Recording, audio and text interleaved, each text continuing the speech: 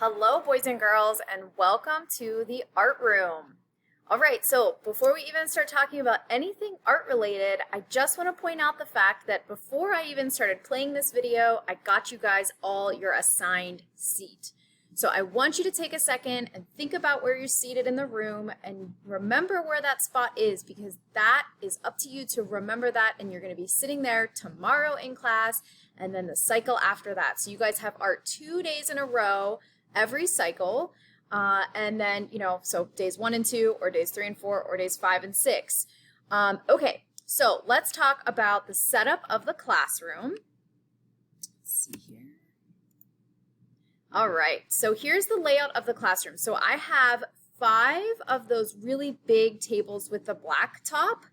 And so you can see I have table numbers hanging up above them, tables 1, 2, 3, 4, and 5. And then I also have a front table and a back table, okay? And then we can see I have the Promethean board up on the front and then my teacher desk over on the side. And again, my name is Mrs. Nicholas, and I will have my name somewhere displayed in the classroom all year long. It's always on the front of my desk, but I know that might be hard for some of you to see. But if you ever forget my name, you can always feel free to ask me. I am really going to try hard to learn all of your names this year. It's extra difficult when we're all wearing masks, but I'm going to do my best. So I might ask you a bunch of times, what's your name again? So please feel free to do the same to me, okay? All right, so let's go over the rules of the art room. And these are displayed somewhere in the classroom as well. So down the left-hand side, we're going to spell the word artist. So the first one is about your attitude. Attitude is a choice. Be positive. Everybody has hard things happening in their life. Do your best to have a good attitude whenever you come in here. I'm going to try to do the same thing for you guys. I'm going to try to be as positive as I possibly can. It really just makes affects everybody in here, makes everybody's day and time better together. Okay, next one is respect. This one you've probably heard or will be hearing quite a bit. These are the keys to the castle here at Hillcrest. Respect yourself, respect others, and respect property. So it's all about respect here at Hillcrest. You really want to be modeling those keys of the castle and doing that all times in all areas of the school, even in the art room. Next one is try your best. This is a graded class, just like all of your other classes, and so I want to see you guys putting your best effort forward. You might not feel like you're the best artist. That's okay. That's not what I'm looking for at all. I'm looking to see that you guys are trying your best. Next one, your imagination. You got to bring that to class with you, right? Be creative, imagine in class, okay? You're going to definitely need that.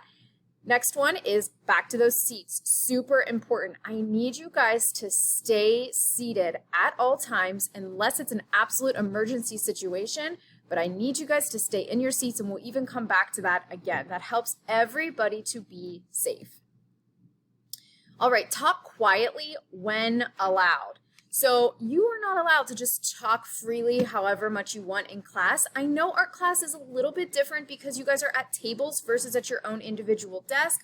So the setup of the classroom might seem different, and we're going to obviously be doing art projects different from what you would do in your home rooms, but we are not going to be talking as much as we want, as loud as we want, because what happens is if we do that, we get very little artwork accomplished, and the whole point of being here is to make art. So we're going to keep the talking to a minimum so we can really focus on what we're making and focus on our creativity.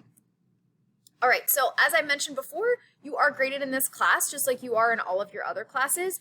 But the grading in here is not A, B, C, D. It is O for outstanding, S for satisfactory, and U for unsatisfactory.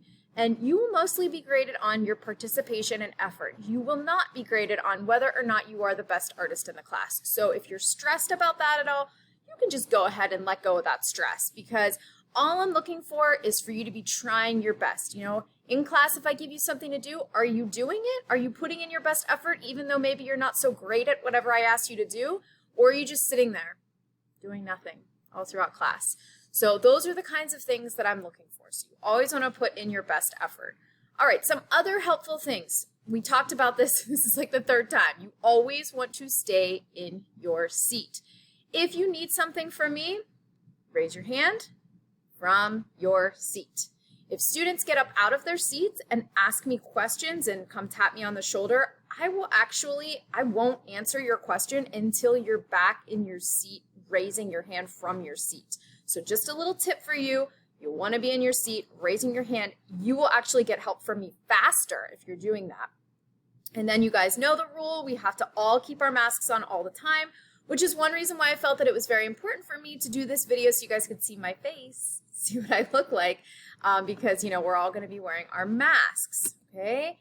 Okay, let's see. What else? Raise your hand from your seat. Wait patiently for the teacher to help you. That's another thing. There are often going to be times where you and many other students in the class need something from me at the same exact time. It happens. It's just life, and I only see you guys for 43 minutes twice in a cycle. And so, you know, I will do my best to get to you guys all as soon as you can. The more patient you are, the quicker that I'm going to come to you. If you're really impatient and you're getting upset, I'm probably going to let you cool off and give you some time. So, you know, I need you to be patient.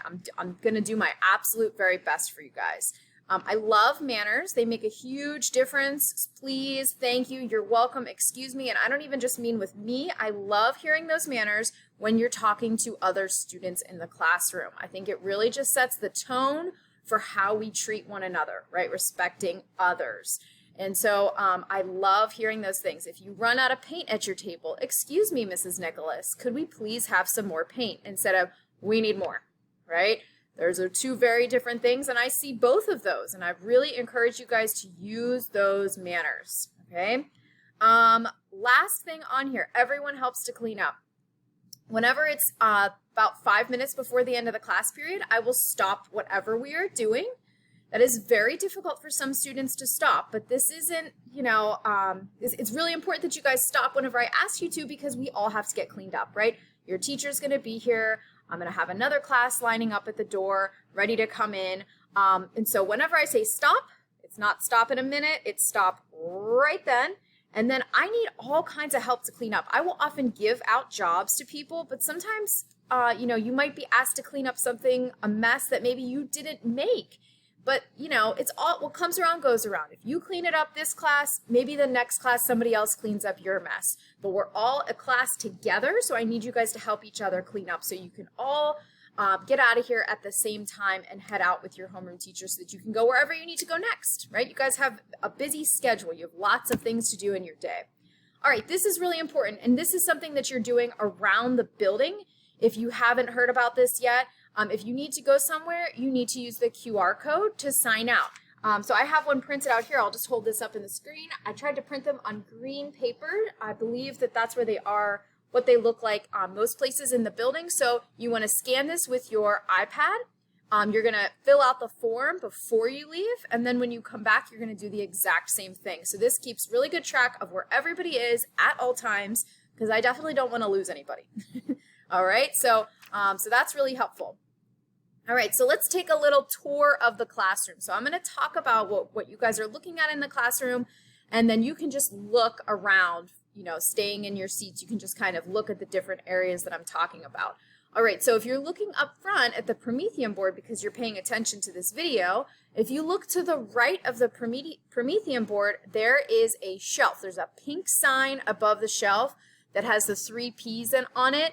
And so that shelf right under that pink sign is really, really important for you guys, okay? So on that shelf are items that you may grab whenever you need them. So if you need a pencil, if you forgot to bring a pencil and you need one, that is the shelf that you're going to want to go to, and you're going to want to grab that pencil. There are also erasers there. There is a bin of scrap paper. And there's also some little brooms and dustpans. If you ever make a mess and you need to sweep something up, those are there as well. So I'm gonna point this out again. There's even a sign that shows that there are pencils there. There's a sign that shows there are erasers there. So that is an area that you can just go up to and grab those things if and when you need them. You don't even have to ask me if you want to get up and go over there. That's for you. If you brought your own pencil and you just want to use that, perfect. If you need a pencil, that's where you go to get them, okay? So I want you guys to be independent people, independent learners. If you need that, go get it, okay? Oh, there's also tissues over there too. Okay, moving around the classroom. Obviously, we have the hallway where you guys came in. That's right.